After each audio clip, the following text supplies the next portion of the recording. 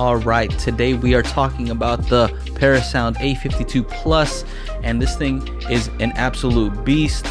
It is huge, it is heavy, and it sounds awesome. So before we get into it, here's a message from our show sponsor, Hi-Fi Summit Gold sponsors, SVS. Most people know them for their amazing subwoofers, but they also have a wide range of bookshelf, floor standing, rear, and Atmos speakers. Check them out at svsound.com. And OSD Black. OSD Black is making a big push into the home theater segment. From their line of Travoce subwoofers to their home theater speakers and other products designed for custom integrators. Make sure to check them out at osdblack.com. And our silver sponsors, Parasound, Cherry Amplifier, MoFi, and Larson Speakers. In these times, I'd love to be around my family and friends. I'd love to travel, take my family out, go out to dinner, but we just can't. So you see things like Zoom, Google Meet, FaceTime, different ways to use technology to communicate with one another. And in some ways, we're finding that we're communicating more than ever. Brands and consumers still need to find a way to communicate, and that's what the Hi-Fi Summit is all about. It's a place where consumers can see and hear from their favorite companies, and companies can in turn answer questions and get feedback from consumers. There's also no shortage of fun. We're going to have an after party with DJ Techno Dad. We'll have giveaways like the one from Morphdale giving away the Diamond 12.1 bookshelf speakers. We'll have fun and engaging seminars. And on the last day, we focus on attendees. You'll be able to check out other people's systems as well as showing off your own. Don't miss out on this amazing event happening October 22nd through the 26th. Get your tickets today. All right, so I don't want to make this video about specs. You can read all that on their website, but let me just run down some quick ones that I think are important. So number one, power. So this is a 5-channel amp. When you're using all 5 channels at 8 ohms, you're looking at 180 watts for 5 channels. If you're using it at 4 ohms, you're looking at 255 watts into 5 channels. Now, if you're only using 2 channels at 8 ohms, you're looking at 225 watts. And at 4 ohms, you're looking at 350 watts per channel. Now you can look at the distortion numbers. You can see all those numbers look good. They're all low. The power specs are high. Overall, you'll start seeing some stuff that says that stuff is hand matched. The JFETs for the input stage, MOSFETs, all that stuff doesn't really mean that much to me. It might mean something to you if you're into that, into amplifier design.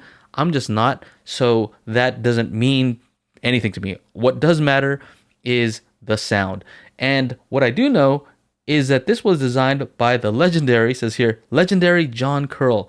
And it's a Class A/AB, meaning that part of it is Class A, but mostly Class AB. I'm not going to touch on the Class A part. Some people like to claim that spec. But because it's not here, it doesn't say how many watts are Class A until it switches into AB. I'm not even going to really go into that. But let's take a quick look at the back to kind of give you an idea how this can integrate with your system. So if you're like me and you only have an AVR that has a pre-out mode, you only have RCAs, and so it has an option for that. It's unbalanced, and you can go ahead and use it that way. If you have a pre-pro with XLRs, that's a better way to go. You get a 6 decibel increase in volume just because it's a cleaner output. That's what they explained to me. They recommend using the XLRs if you can, because you're going to get less noise in the system. The other thing you'll notice on the back here is you do have 12 volt triggers. If you have an AVR that supports that, then your AVR will turn on the power amplifier. Now, if it doesn't, this can also sense when a signal's coming through, and there's a knob here that adjusts the sensitivity so it turns on even when you have it at low volumes. You also have the 12 volt trigger loop out in case you need to connect this to other devices. The other thing to note is if you're one of those people who likes to switch out the power cable, you can definitely do so with this. Although I did notice that the power cable with this was already pretty thick, a nice one, and so it's up to you. Now, I'm a simple person, and I like the simple design of this. The front is just, there's no VU meters, nothing. I mean, although I do like that stuff, I do like the fact that this is just a very clean looking power amplifier. It has a few lights, it has the button to turn it on and off, and the lights tell you how many channels are being used. Very basic, and I like that. The other thing I like is the power on sequence. So I do have to share this with you guys. Check it out. When you power on the AVR, it powers this thing on. You hear a series of clicks, and I don't know, it's just so satisfying to hear that. So enjoy this.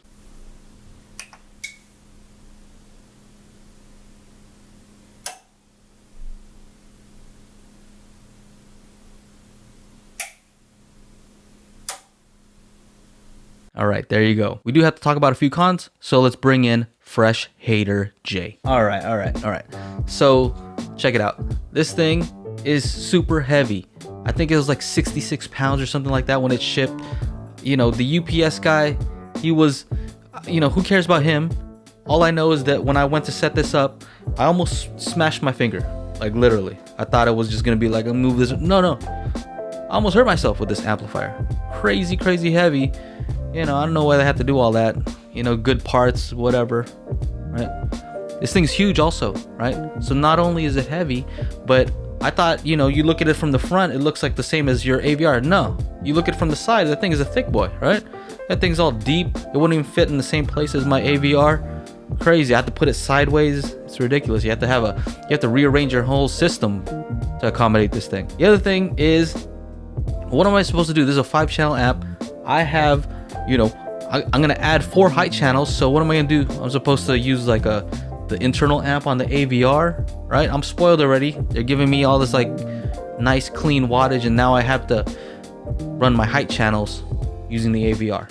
You know, who cares if those height channels only need like 10 watts and there's not even bass going to them? I still want a clean amp, and so these guys are spoiling me too much with this clean power. It's expensive. You know, they like to say, oh yeah, you know, we're value, or yeah, you might be providing a great value, but it's still like 3 G's.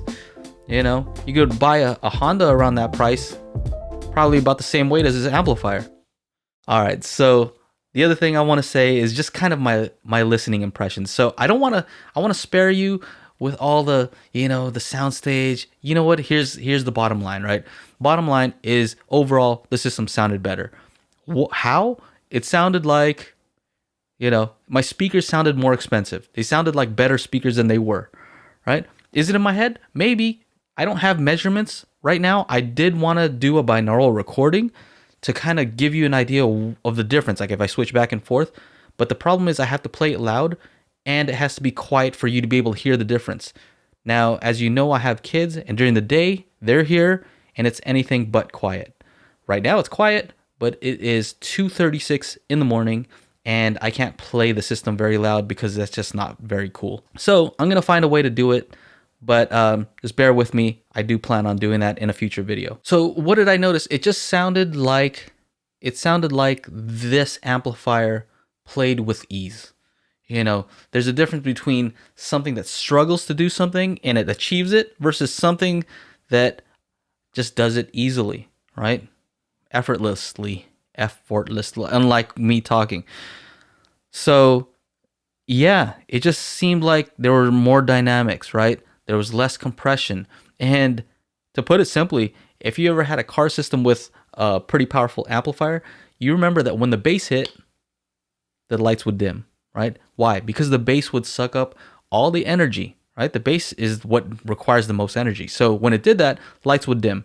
And that's kind of what I felt happened going back to a regular amplifier. You feel like when the bass hits, you know, it can't handle all of that happening at once. So the mid-range and the treble, you know, you sacrifice some of the clarity there, you know, for it to be able to produce that bass. So something there has to make a sacrifice. Whereas with this, the bass hits, no problem. Mid-range and treble sound exactly the same as if there was no bass line, right? So whether that's measurable or not, I'm going to have to find out. I don't have all the tools that some people have in order to do some of these measurements, but I'm hoping that it'll be audible in a binaural recording. So just so you know, I did install this without doing an Odyssey recalibration just to kind of get an idea. And then later on, I did do a calibration. And truthfully, it sounded better in both cases. Let's forget all the audiophile terminology. And I'll just say that when I was reviewing these, my speakers sounded like they were better speakers. And I was just enjoying myself, right? I kind of got lost. I forgot that I was supposed to be reviewing this thing. I was just enjoying the content. I was listening to music, watching movies. And the other thing I noticed is I could play it louder without it sounding loud, right? I was playing it pretty loud, and, you know, my wife didn't complain. Nobody complained. And that's the one thing you'll notice is when there's low distortion, it's clean, you can play it loud and it doesn't seem loud. And an example of that is you might have had a friend who's like, hey, check out how loud my system is, right? And they turn it up to the point of distortion, like, turn that down, turn it down, right? That's just, it's not that it's loud, it just sounds annoying. And so this does not sound like that. It's the opposite of that, right? You turn it up and you're like, well, everything's playing with ease. And so to me, that's a sign of a good system. The other thing is that it is silent. I put my ear next to the speaker, nothing, as if it was off, right? You guys know me. I hate hiss when it comes to amplifiers. This has none of that. It is dead silent, which is amazing considering how powerful this amp actually is. And it's a Class AB, which means that it's pretty much putting out a lot of power all the time. So when you look at this thing, you can tell that it's built to last. You can peek inside and see that huge toroidal transformer. The thing's like this big. Amazing. So yeah, I was hoping that I wouldn't be able to tell the difference, but I called the guys up at Parasound. I said, I think I'm keeping this thing. I didn't want to because this thing is expensive, but truthfully, I owe it to you guys to have the best possible system so that when I review speakers, you can't say, well, maybe it's your amp is not so good. You know, I owe it to you guys to know where the bottlenecks are. And so now that I see the difference with this, I can understand now that when playing at loud volumes with some demanding speakers, you may hit some limitations with your AVR, no matter how expensive it is, right? So I have a pretty nice one, the X4500H. I've never had an issue before, but after using this, I prefer it with the Parasound. So anyway, that is it. I hope you enjoyed the video on the Parasound A52 Plus. If you did, make sure to like, subscribe, ring the bell to be notified when I upload new videos. And once again, thank you to my Patreon supporters. Thank you for supporting me, allowing me to do what I love to do here on YouTube. And also, if you're not a patron, I also have a ton of stuff that I'm selling on there because I just have way too much stuff. So that's where it goes at a hugely discounted rate. People seem to like that. And so there it is. Patreon.com/Joe and Tell. Take care. Bye-bye.